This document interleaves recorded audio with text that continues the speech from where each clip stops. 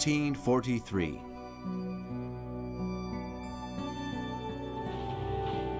After his meeting with Roosevelt, the British Prime Minister decides to meet in Algeria with the Allied generals who have conquered North Africa. Marshall, Sir Alan Brooke, Alexander, Eisenhower, and Admiral Cunningham. Together, they analyze the plan drawn up by the Joint Chiefs of Staff in January, which aims to give their forces a foothold on the European mainland. Sicily will be the springboard, and the main objectives are to guarantee the security of the Mediterranean sea routes, drain German forces from the Soviet front, and knock Italy out of the war. Montgomery will be in charge of the British troops, and General Patton is to lead the Americans. The dates set for the invasion are the 9th and 10th of July, during the period when the moon is favorable.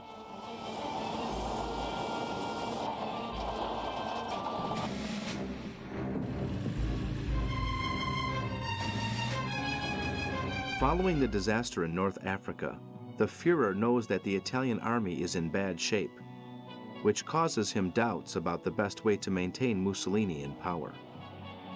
After 4 years of war, the Italian dictator, one of the Nazi regime's most appreciated allies, has seen his military strength decimated.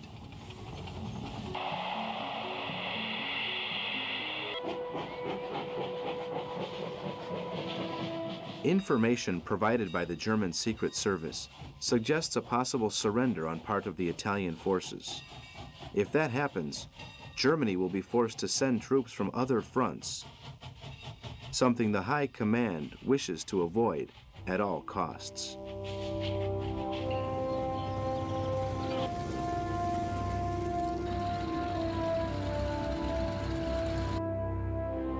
To clarify the situation and to serve as a warning, he calls a meeting of the Joint Chiefs of Staff in Rome.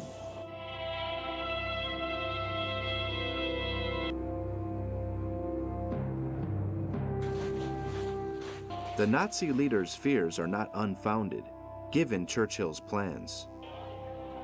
The British leader has known for some time that the Italian army is disorganized and exhausted.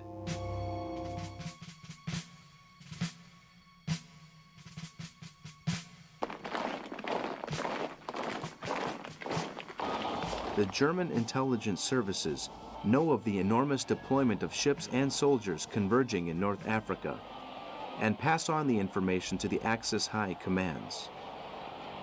Both the Germans and the Italians are frantically trying to guess the next move of the Allies.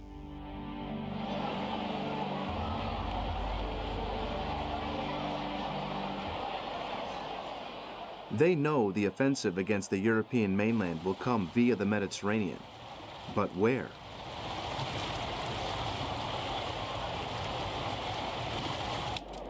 Well aware of the OKW's doubts and anxieties, the British plan Operation Mincemeat to increase the enemy's confusion.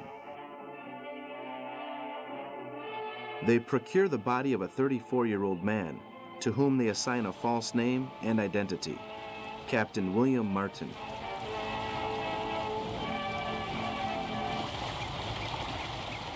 On the 30th of April, a submarine leaves the body a mile from the Spanish coast, near Huelva, dressed in a life jacket and uniform, and with a briefcase containing falsified secret documents.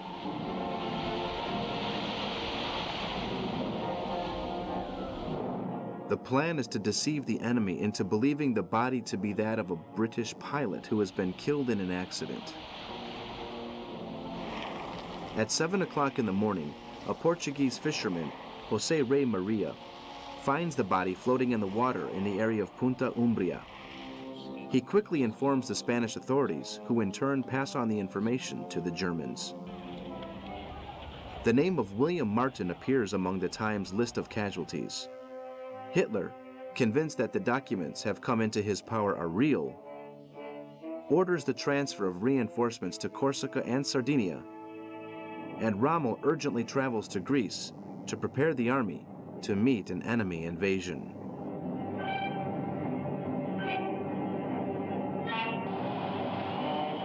Churchill, in the United States visiting Roosevelt, receives a telegram from the General Staff.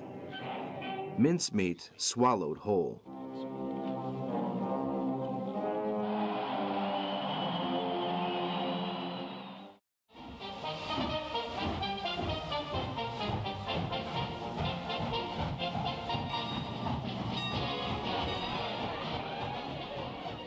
Romania's oil refineries are of vital importance to Italy and Germany. When the German soldiers crossed the Romanian frontier for the first time in 1940, they did so not as invaders, but as guests of the government, and were warmly welcomed by the Romanian people.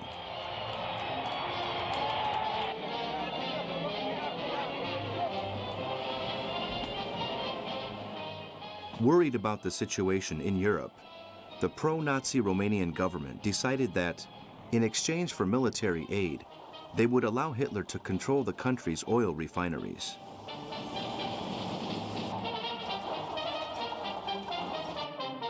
Ploiești and its enormous industrial complex is only one of the 11 such in Romania.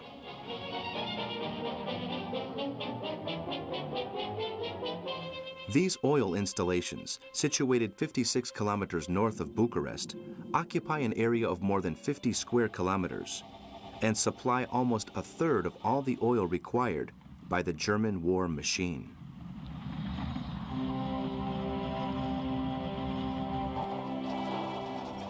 Here is the source of fuel for the Wehrmacht, the Luftwaffe, and the Kriegsmarine. The Führer knows that Ploiești is the Third Reich's main artery and is indispensable for the German cause.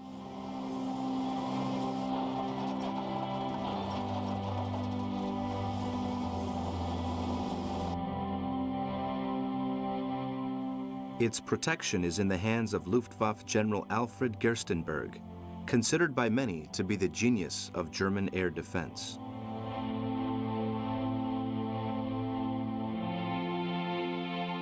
For almost 2 years, oil production has continued uninterrupted. It was not even affected by the first surprise U.S. bombing mission on the 12th of June, 1942. Operation Halvorsen was led by the colonel of that name with a B-24 bomber squadron, but the damage inflicted was insignificant.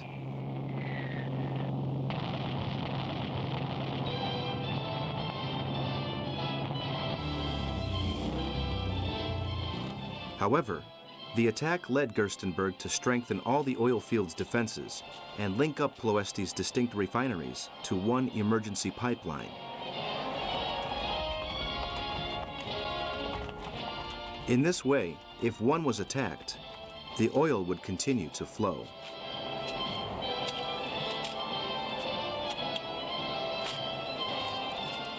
Russian prisoners and Romanian workers complete the defensive work with the assembly of a complicated alarm system capable of detecting enemy planes hundreds of kilometers away.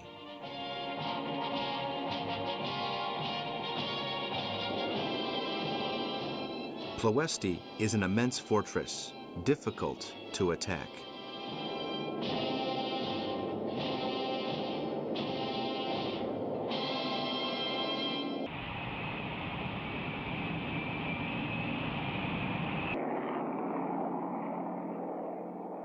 In July, the American B-24s land in Benghazi in the north of Africa.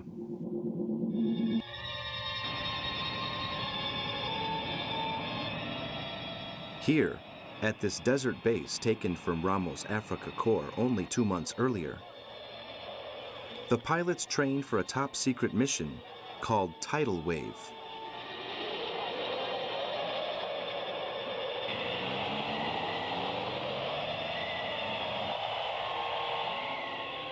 The objective is to attack the Romanian oil fields with bombers flying at a low altitude.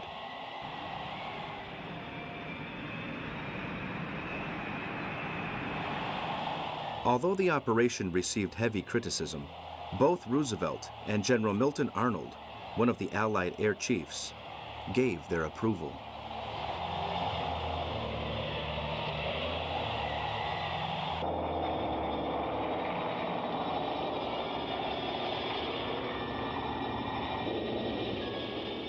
The air crews trained to fly their 4-ton planes at 300 kilometers per hour, only 3 meters above the sand dunes, and models of Ploesti built in the middle of the desert.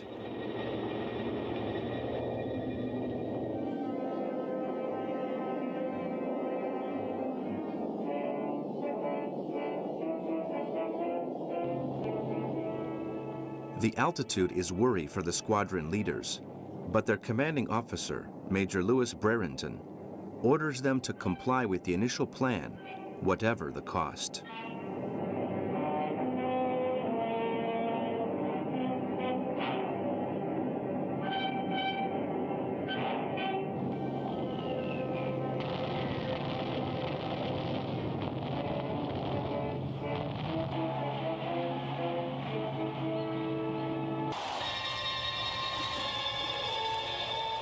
On the 9th of July, a huge amphibious assault force leaves 6 different ports in North Africa. An hour into the journey, the rough seas cause seasickness among thousands of soldiers aboard.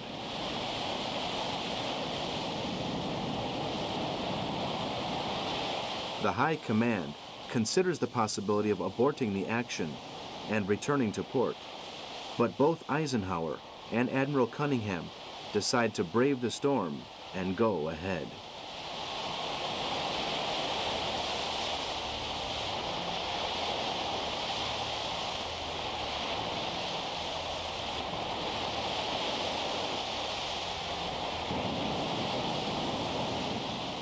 At dusk, following the rough crossing, the powerful Allied armada sights the island of Sicily. Admiral Hewitt, chief of the Navy's Special Operations Group, intends to open fire with a naval barrage in advance of the invasion. But the Army commanders are opposed to this, as they wish to surprise the enemy, unaware that they have been spotted by an Italian reconnaissance plane.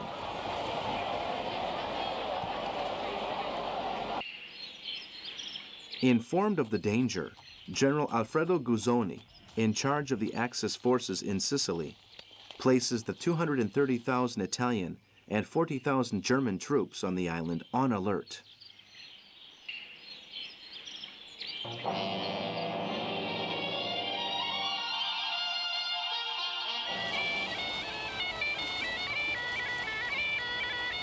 The Allies have 2,500 ships transporting 160,000 men from Montgomery's 8th Army and Patton's 7th Army, plus thousands of landing craft, 14,000 vehicles, 600 tanks, 1,700 big guns, 750 warships, and 4,000 planes.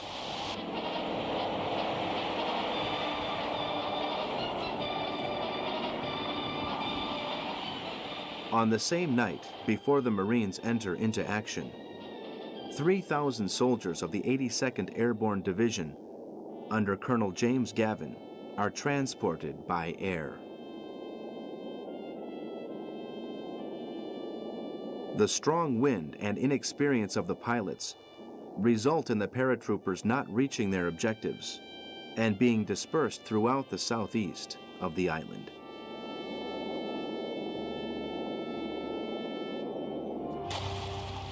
On the 10th of July, Patton's and Montgomery's troops begin the invasion of Sicily.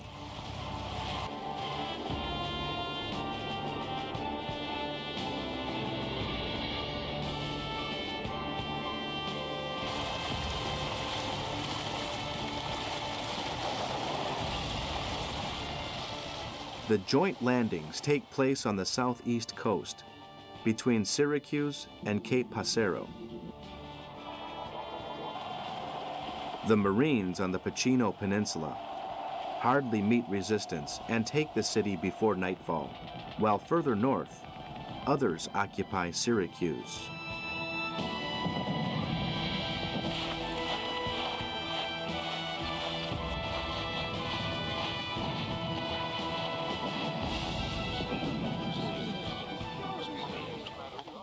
Some of the U.S. battalions under General Omar Bradley hit the beaches in the south of the island, along 24 kilometers of the coast of Licata, Gela, and Skogliti.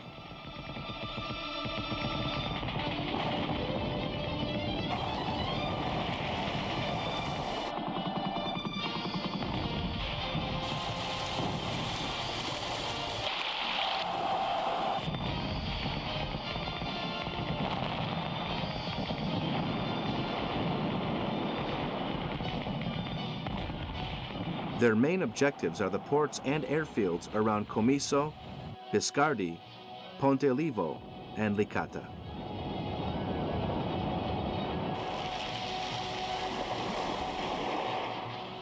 General Kesselring intends to block the path of the Allies and orders the tank and infantry divisions to move south in direction of Biscari and Nisemi.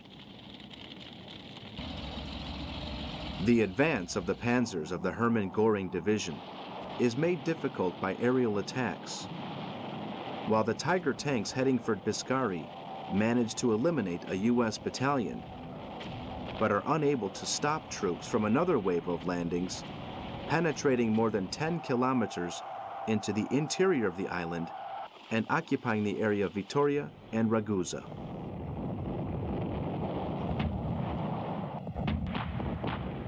At the same time, the Hermann Göring Division, led by General Conrath, together with Guzzoni's men, managed to regroup and undertake a counteroffensive on 3 fronts. One from Ponte Olivo, the second along the road from Nisemi to Pianalupo, and the third in Ponte di Rio. They attempt an enveloping movement to converge on the plains of Gela in order to eliminate the enemy beachheads by nightfall.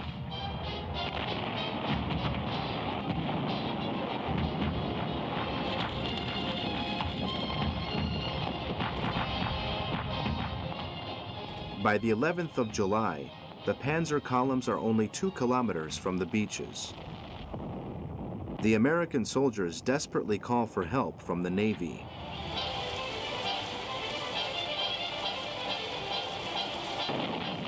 The support ships come to their aid, and the bombardment destroys half of the German tanks and forces the remainder to retreat along with the infantry troops accompanying them.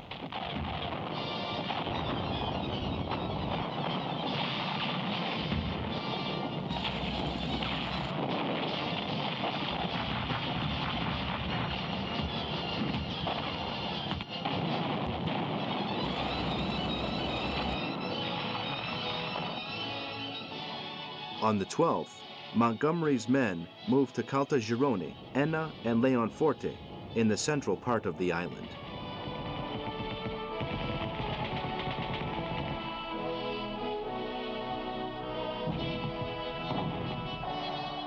In their advance, they clash with a part of the Hermann Göring Division.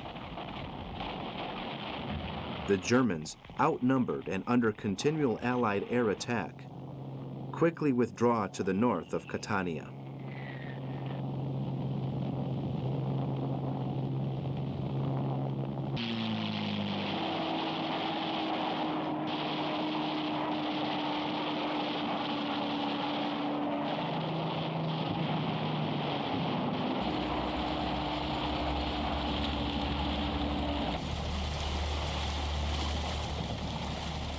Meanwhile, General Patton has cleared the northeast of the island for the British forces to approach Messina, the enemy's only possible evacuation point.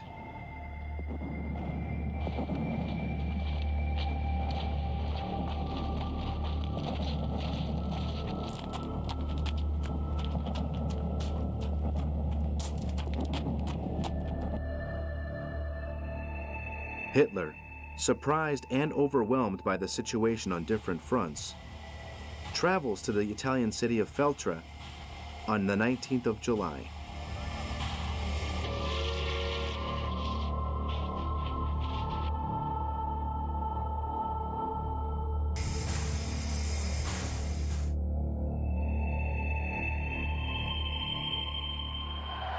The Duce and King Victor Emmanuel are there to receive him with all the pomp and circumstance due to a Caesar. But the Führer is not interested in flattery.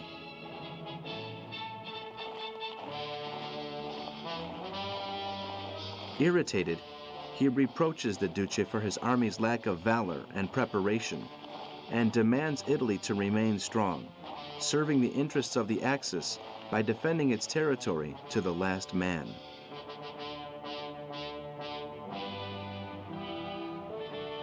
But the Allied invasion and the situation facing the troops of the Reich following the disaster at Stalingrad make King Victor Emmanuel III and the Fascist Council see that a great change is coming.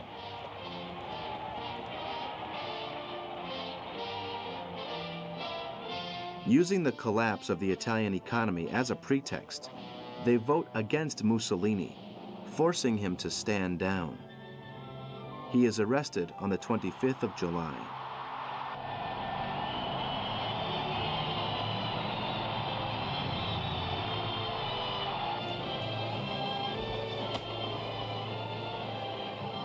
The news is received with astonishment in the Reichstag.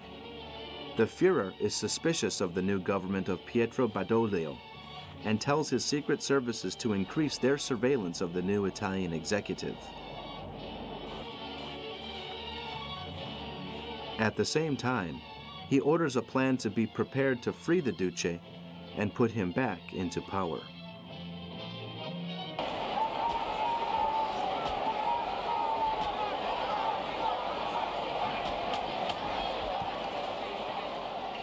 In the first week of August, the Italian forces, aware of Mussolini's situation, crumble in the face of the Allied advance.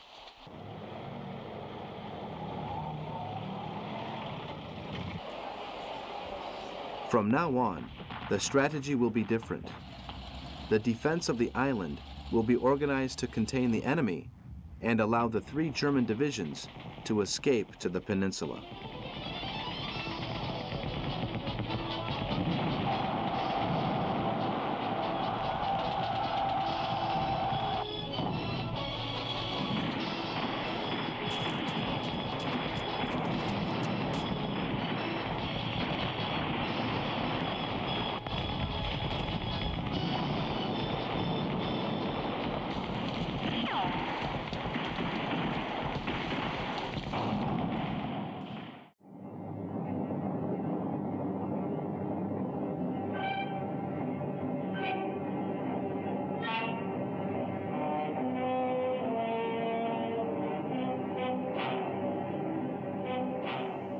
Sunday, the 1st of August. The waiting is over.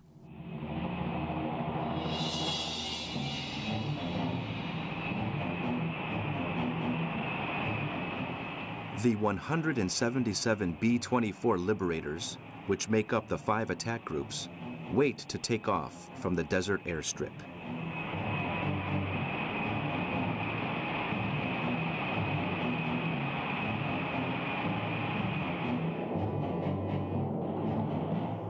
From the base at Benghazi, a message is sent to the Allied forces in the Mediterranean, informing them that friendly planes are going to fly over the area.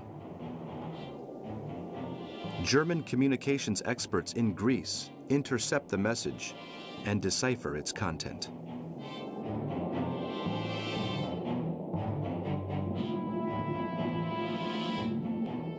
At 11:30 in the morning, flying over Corfu, halfway to the objective, the lead bomber has an engine failure and crashes into the sea.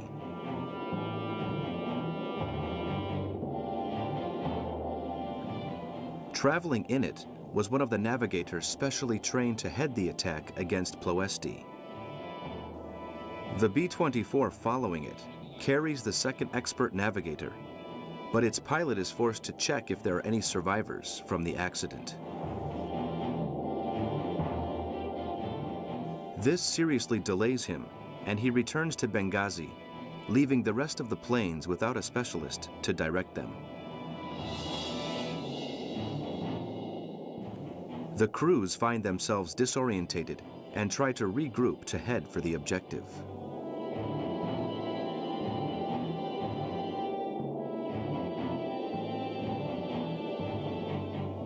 At 12:20, the German radar station at Ploesti detects the Allied formation for the first time at the moment when the planes ascend to 5,000 meters to fly over the Yugoslav mountains.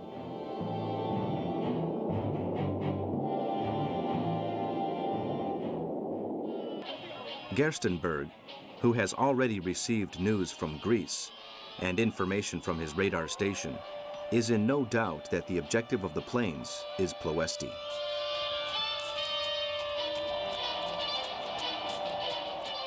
The Germans have concentrated most of their anti-aircraft guns to the south of the installations in expectation of an enemy attack from that direction. In the north and east, they have placed less powerful artillery to defend against a Soviet attack.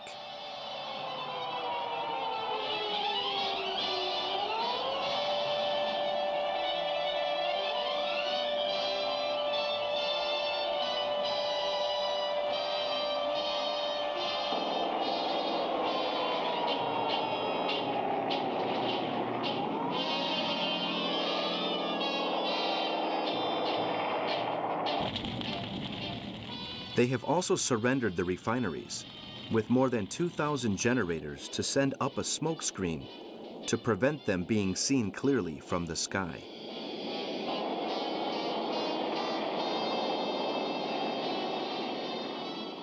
Each U.S. plane carries more than 2.5 tons of explosives. The majority are demolition bombs, specially built with delayed fuses.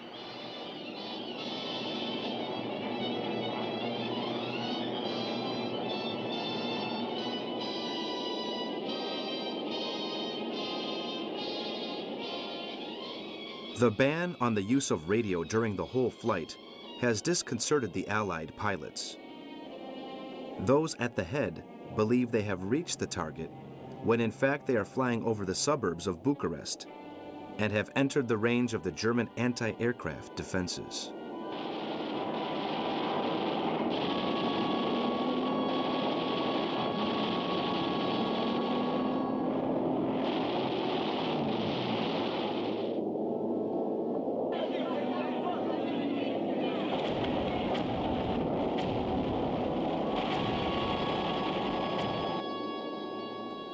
Major Yuzal Ent, in charge of the operation, realizes his error and breaks the silence. Over the radio, he gives the order to attack indiscriminately. Under heavy enemy artillery fire, the first assault group search for the target and drop their bombs through a thick cloud of black smoke that covers the oil fields.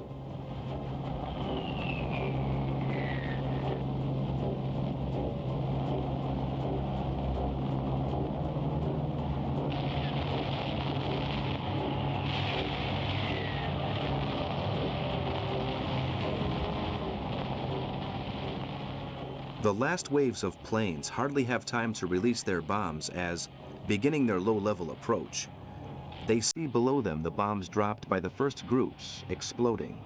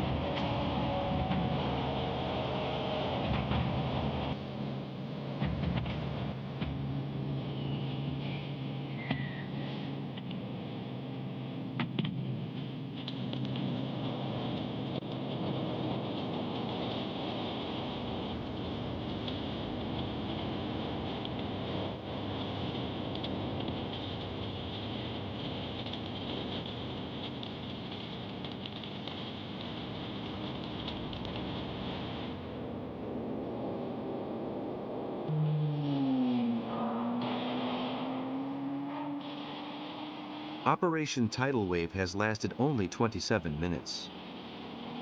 But of the 177 planes that took off from Benghazi, 54 have been shot down, and 34 are lost on the return flight.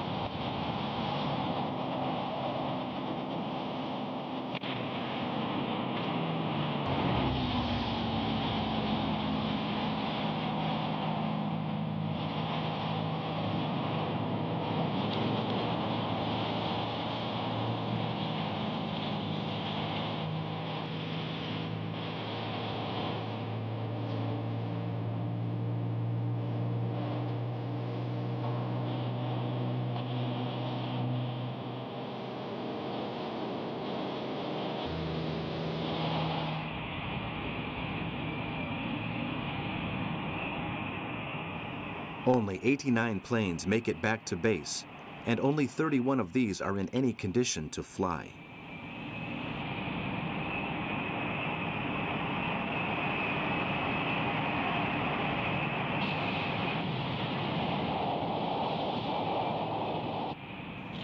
The damage done to the refinery has been minimal, but it remains more than 50% operational.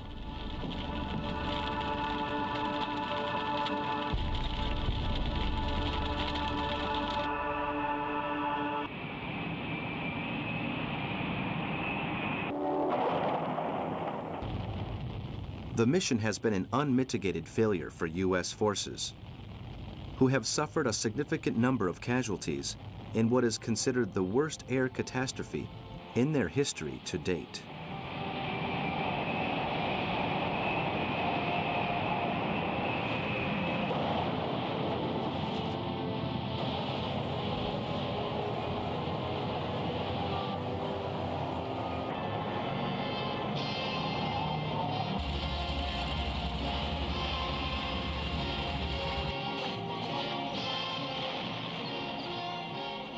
On the 17th of August, General Patton, determined not to allow his rival Montgomery to grab all the glory, sends his divisions against Palermo in the west of Sicily in order to then quickly move east and take Messina.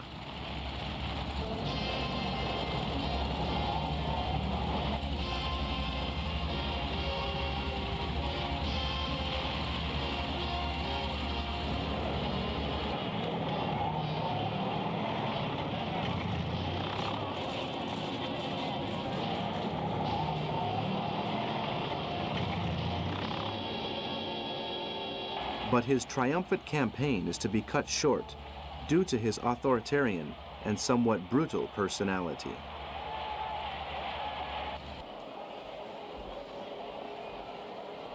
His commander-in-chief, General Eisenhower, summons him to an urgent meeting to demand an explanation of his behavior during a visit to a field hospital. During the visit, he slapped the soldiers Paul Bennett and Charles Cool, who were suffering from battle fatigue, calling them cowards and threatening to have them shot if they did not go back to the front. Eisenhower forced Patton to apologize to the men. The impulsive and polemical general is able to save his military career, but is demoted from his command of the units of the 7th Army for some time to reflect on his attitude and behavior. Ironically, his inflammatory speeches, which had a certain fascist flavor to them and got him into trouble, were put down to battle fatigue.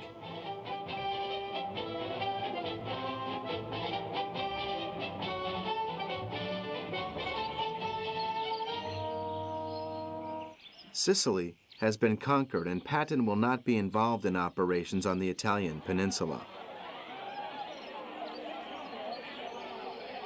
The struggle for the island has only been a prelude to the bloody campaigns that still have to be fought to end Nazism.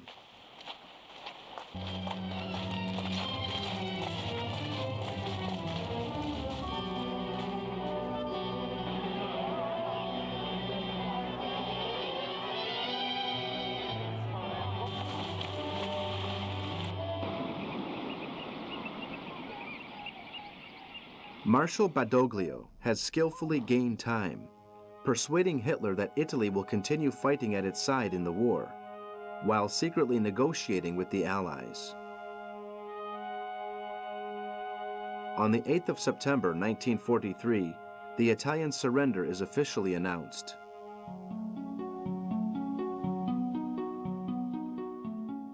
Italian ships sailed to Malta to formally surrender to the British.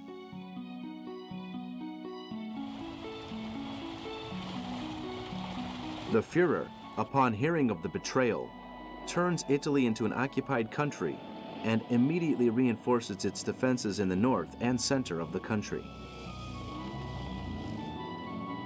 The Reich forces enter in force at the same time as King Victor Emmanuel III and Marshal Badoglio, together with the government, flee Rome.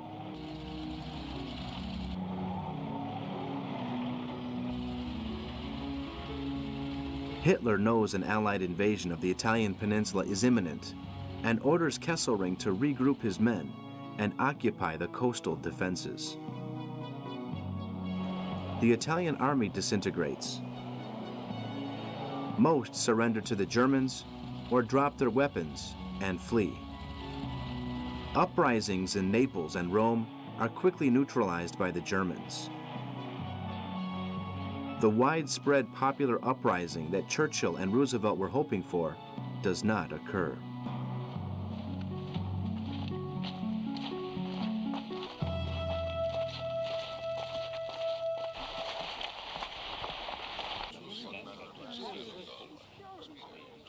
The Allied High Command has decided that the invasion of Italy will be carried out in 3 operations. Baytown has as its objective the area of Reggio di Calabria, in the toe of the boot. Operation Avalanche will involve landings in the Salerno area. And Slapstick will target the port of Taranto. Both Baytown and Slapstick are considered as diversionary actions, the main offensive being Avalanche.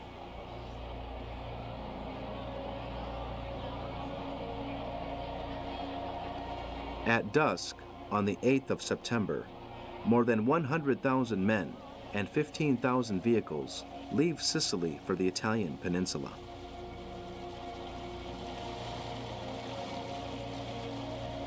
Some hours later, the ships, full of Marines, take up positions in the front of the coast at Salerno. Loudspeakers announcing the surrender of Italy are greeted with cheers from the Marines. But they know that they still have to face the Germans.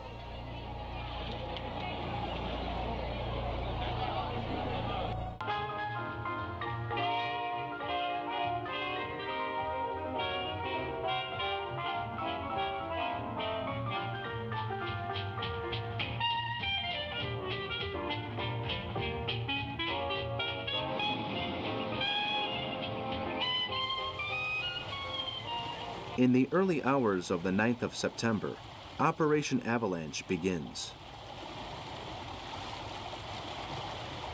The landing craft fill up with soldiers and head for the beaches, followed by amphibious vehicles, tanks, artillery, and heavy armaments.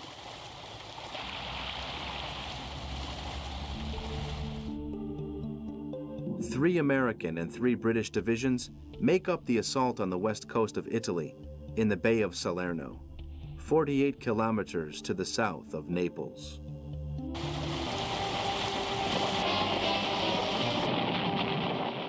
The coastal batteries receive them with heavy fire, while the cruisers and destroyers covering the landings respond with continuous fire.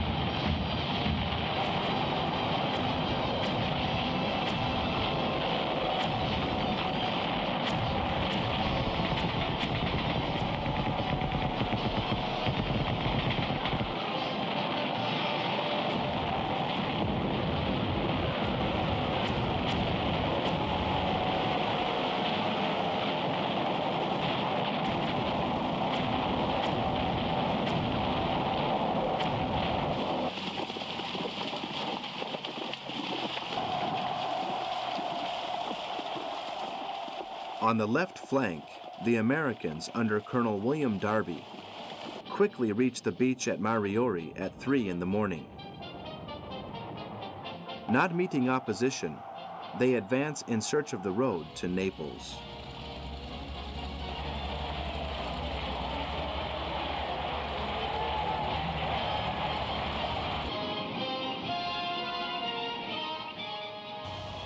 A part of the British force under General Robert Laycock disembarks on the coast at Viteri sul Mare, west of Salerno.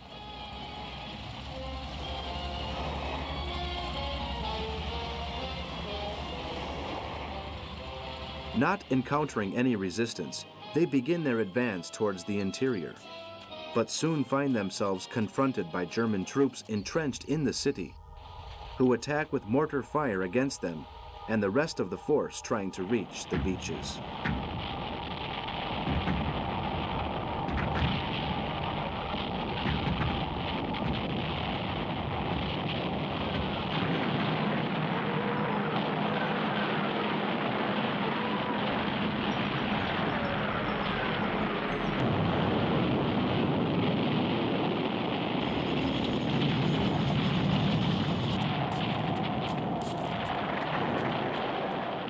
Engaging in heavy hand-to-hand fighting with the Germans, the British troops managed to reach Salerno, leaving behind them a significant number of casualties.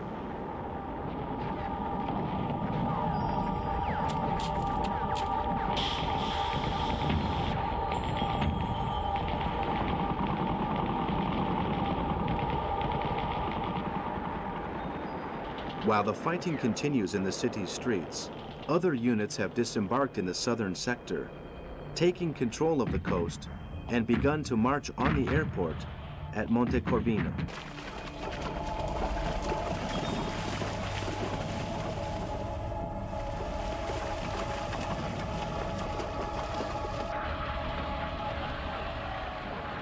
Covering their rear is the British 56th Division, commanded by General Douglas Graham, which engages in heavy fighting with German infantry and armored cars.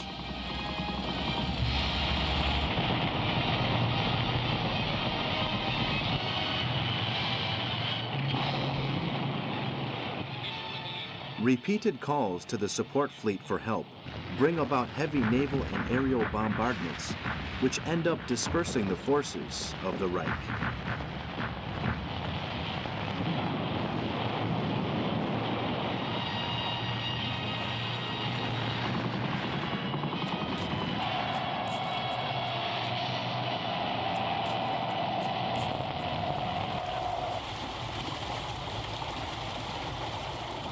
At the mouth of the river Selle, north of Paestum, in the Gulf of Salerno, General Fred Walker's U.S. 36th Division disembarks in the silence of the night.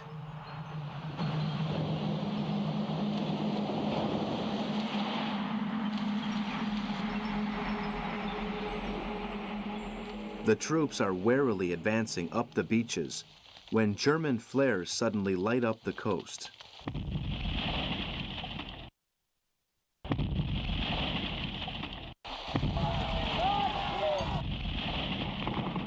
Bursts of machine gun fire and artillery shells cut short the lives of hundreds of Marines.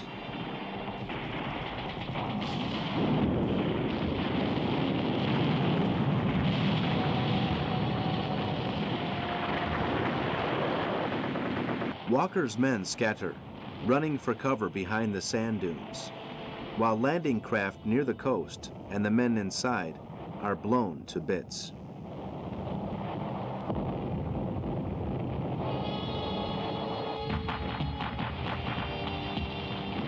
The tension is unbearable. The commanders repeatedly shout orders to go on.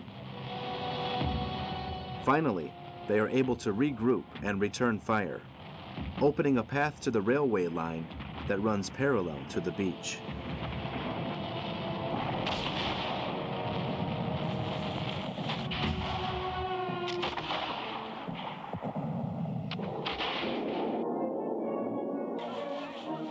Meanwhile, on the 12th of September, German paratroopers led by SS Captain Otto Skorzeny carry out Operation Eike, freeing Mussolini from his prison in Gran Sasso and taking him to Germany.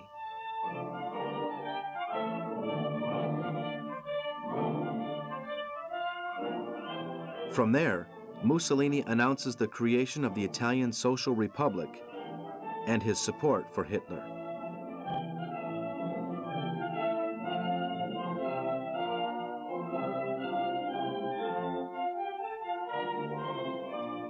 On the 23rd of September, he returns to the north of Italy and forms a new, illegitimate government in Salo, in the province of Brescia, whose territorial limits stretch to Naples. On this same day, the British 78th Division lands at Bari and advances in the direction of Foggia to take the airfield.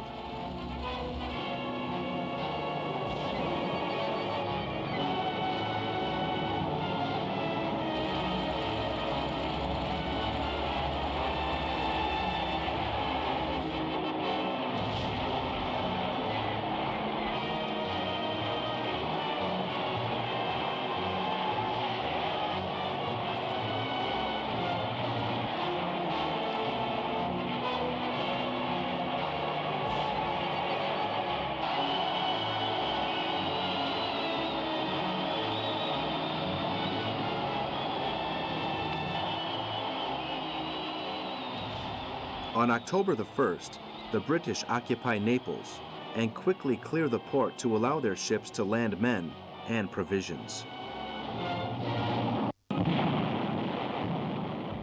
Meanwhile, the U.S. Fifth Army, under General Mark Clark, marches north.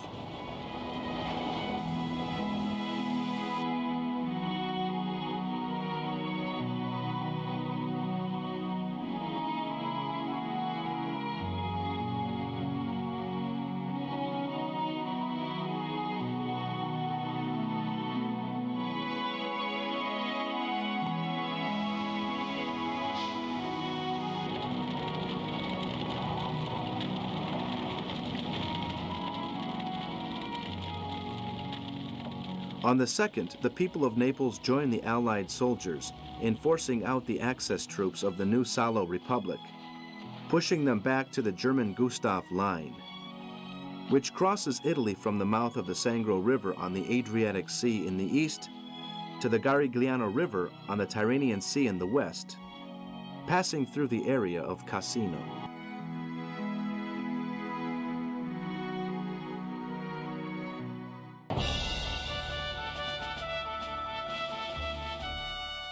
The Tehran Conference takes place from the 28th of November to the 1st of December. It is the first meeting of the Big Three: Roosevelt, Churchill, and Stalin.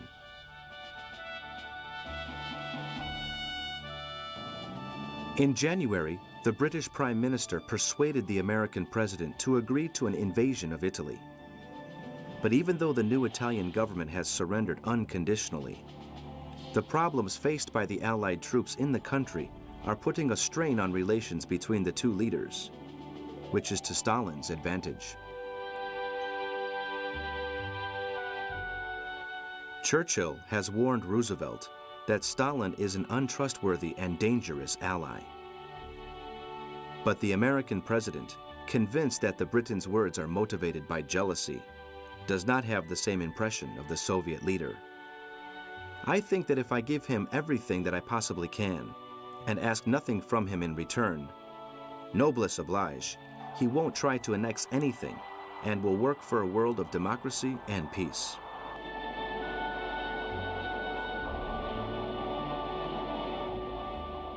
The three leaders agree that in order to relieve the pressure on the Red Army, the other Allied countries will begin a large-scale offensive in the north of France.